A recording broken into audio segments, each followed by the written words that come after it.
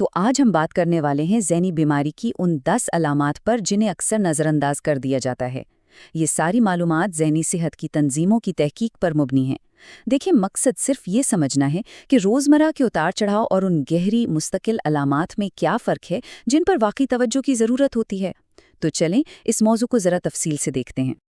اچھا، شروع کرنے سے پہلے ایک بات، اس گفتگو میں کچھ ایسے موضوعات شامل ہیں جو بعض افراد کے لیے پریشان کن ہو سکتے ہیں، تو اگر کسی بھی لمحے ایسا محسوس ہو تو اپنی ذہنی صحت کو ترجیح دینا سب سے ضروری ہے، چاہے اس کا مطلب اس گفتگو کو یہیں روک دینا ہی کیوں نہ ہو۔ تو بنیادی سوال یہی ہے، کیسے پتہ چلے کہ یہ صرف ایک خراب موڈ ہے یا کچھ اس سے زیادہ سنجیدہ معاملہ ہے؟ ہم سب کا موڈ کبھی نہ کبھی خراب ہوتا ہے، لیکن وہ کون سا مقام ہے جہاں یہ ایک گہری تشویش کی علامت بن جاتا ہے؟ جیسا کہ national alliance on mental illness کہتا ہے، کبھی کبھی جو چیز ہمیں صرف ایک مشکل وقت لگ رہی ہوتی ہے وہ دراصل کسی بڑے اندرونی مسئلے کی طرف اشارہ کر رہی ہوتی ہے، اور اسی لیے ان علامات کو سمجھنا بے حد ضروری ہے۔ تو چلے سب سے پہلے ان جذباتی علامات کو دیکھتے ہیں جو اکثر اندرونی طور پر محسوس ہوتی ہیں۔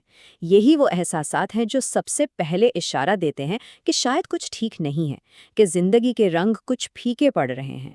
پہلی علامت وہ اداسی ہے جو جانے کا نام ہی نہیں لیتی۔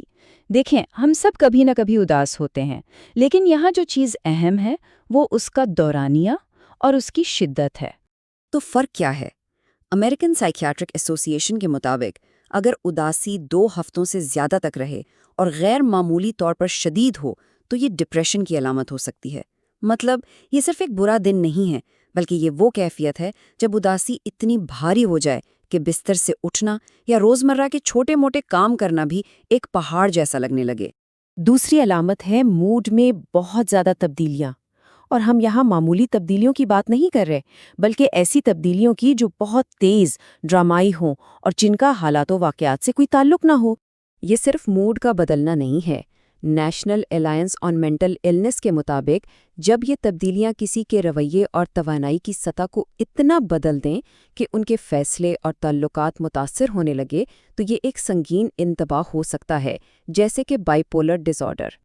کبھی ایسا محسوس ہوا ہے کہ دماغ میں ایک فکر شروع ہوئی اور پھر اسے روکنا ناممکن ہو گیا؟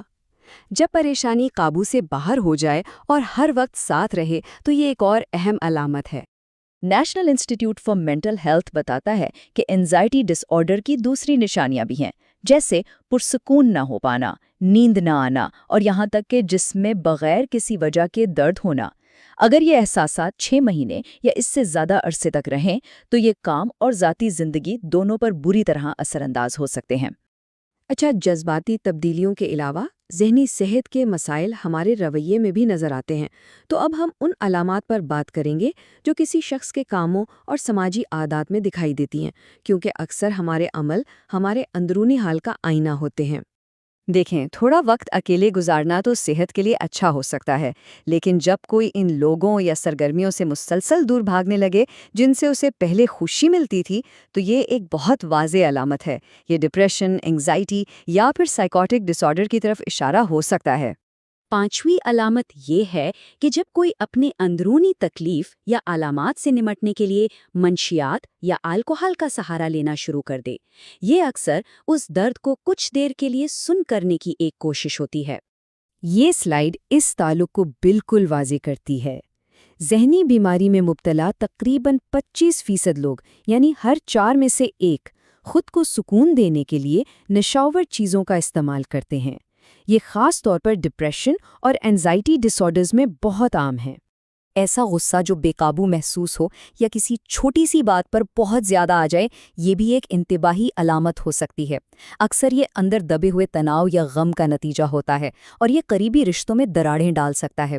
تو جذباتی اور رویے کی علامات کے بعد اب ہم آتے ہیں علامات کی آخری اور شاید سب سے گہری قسم پر۔ اس میں سوچ، سمجھ اور روزمرہ کی زندگی سے نمٹنے کی صلاحیت میں بنیادی تبدیلیاں شامل ہیں۔ نیند کے معمولات میں بہت بڑی تبدیلیاں ایک اہم نشانی ہیں۔ اس میں بہت زیادہ سونا، جسے ہائپرسومنیا کہتے ہیں، اور بہت کم سونا یعنی انسومنیا دونوں ہی شامل ہیں، اور یہ ایک ایسا چکر بن سکتا ہے جہاں خراب نیند ذہنی صحت کو مزید بگاڑ دیتی ہے۔ ہارورڈ میڈیکل اسکول کے یہ اعداد و شمار اس بات کو بہت اچھی طرح واضح کرتے ہیں۔ عام آبادی میں تقریباً 10 سے 18% لوگوں کو نیند کے مسائل کا سامنا ہے، لیکن ذہنی بیماری جیسے کہ ADHD یا ڈپریشن میں مبتلا افراد میں یہ شرح بڑھ کر تقریباً 50% تک پہنچ جاتی ہے۔ کسی سنجیدہ مسئلے کی ایک بہت بڑی نشانی یہ ہے جب ایک مشکل دور کسی شخص کے روزمرہ زندگی جیسے کام، پڑھائی یا اپنی دیکھ بھال کرنے کی صلاحیت کو کئی ہفتوں یا اسے زیادہ عرصے کے لیے متاثر کرنا شروع کر دے۔ اب ہم ایک پیچیدہ موضوع پر آتے ہیں، سائیکوسس۔ اس کے 2 اہم حصے ہیں۔ یہ ایک ایسی حالت ہے جو دماغ کی معلومات کو پروسیس کرنے کے طریقے کو متاثر کرتی ہے، جس سے حقیقت سے تعلق دھندلا جاتا ہے۔ تو سائیکوسس کے 2 پہلو ہیں۔ ایک ہیں ہیلوسینیشنز، یعنی ایسی چیزوں کو محسوس کرنا جو وہاں موجود ہی نہیں، جیسے آوازیں سننا، اور دوسرے ہیں ڈیلوژنز، یعنی ایسے پختہ غیر حقیقی عقائد جن پر ثبوتوں کے باوجود یقین قائم رہتا ہے۔ یہ اعداد و شمار بتاتے ہیں کہ ہر 100 میں سے 3 افراد اپنی زندگی میں کبھی نہ کبھی سائیکوسس کا تجربہ کرتے ہیں۔